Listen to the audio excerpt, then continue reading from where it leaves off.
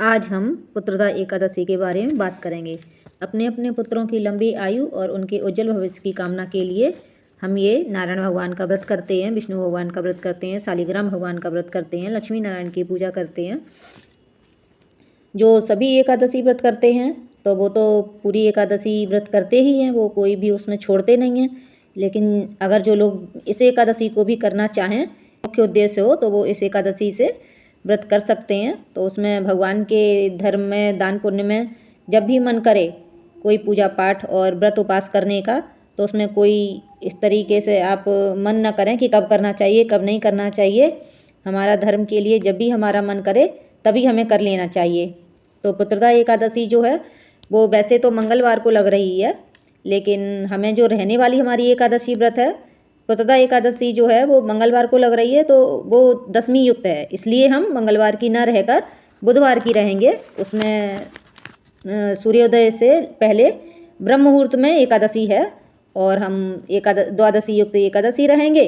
तो उसके नियम हमारे जो शुरू होंगे वो हमारे सोमवार से ही शुरू हो जाएंगे, क्योंकि मंगलवार की जो एकादशी है वो सुबह 7 बजे के बाद लग रही है।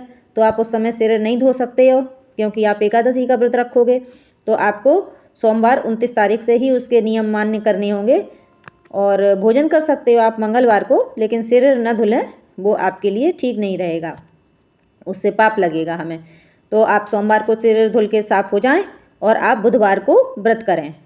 मंगलवार को आप तुलसा दल तोड़ के रख लें। सूर्योदय से पहले अगर आप उठ जाएं तो आप उस समय जल दें माँ को, तुलसा मैया को, तो आप उस समय तोड़ लें। नहीं तो आप सोमवार को ही सिर धुल लें और सोमवार को ही तुलसा दल तोड़कर अपने फ्रिज में रख लें। फिर आप मंगलवार को भी भगवान की, विष्णु की पूजा करें एकादशी की, और तुलसा दल चढ़ाएं उन पर।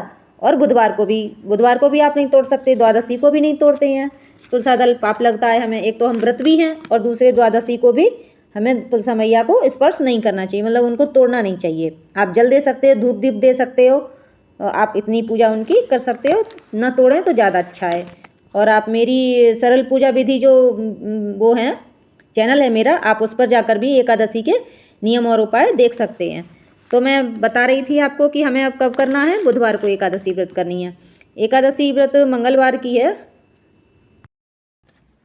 जब हम बुधवार की एकादशी कर लेंगे तो उसके बाद फिर हम पारण करेंगे। अब पारण कैसे करेंगे? पारण हमें हमेशा सूर्योदय के बाद ही करना चाहिए। अगर आप एकादशी, पूर्ण एकादशी रहे हैं तो आप द्वादशी में पारण कर लें, और अगर आप एक द्वादशी वेदी एकादशी रहे हैं तो आप तेरस के प्रथम पहर में पारण कर लें, आपको कोई दोष नहीं लगेगा। पारण का भी हमारा जो मुहूर्त होता है वो विशेष, उसका भी ध्यान रखना चाहिए। इससे हमारे उसको व्रत को, हमारे व्रत का और महत्व बढ़ जाता है और भगवान उसका और फल अच्छा देते हैं। पारण का समय जो है वो 1 जनवरी सन 2026 को आपको 9:15 तक पारण कर लेना है। उस पारण के लिए आप क्या करेंगे? सुबह को स्नान करेंगे, भगवान विष्णु की पूजा करेंगे।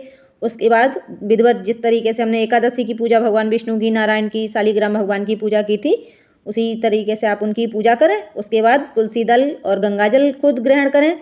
जो भगवान का नहाया हुआ उनका चरणोदक होता है, उसी में तुलसा दल डाल लें और आप उसको ग्रहण कर लें।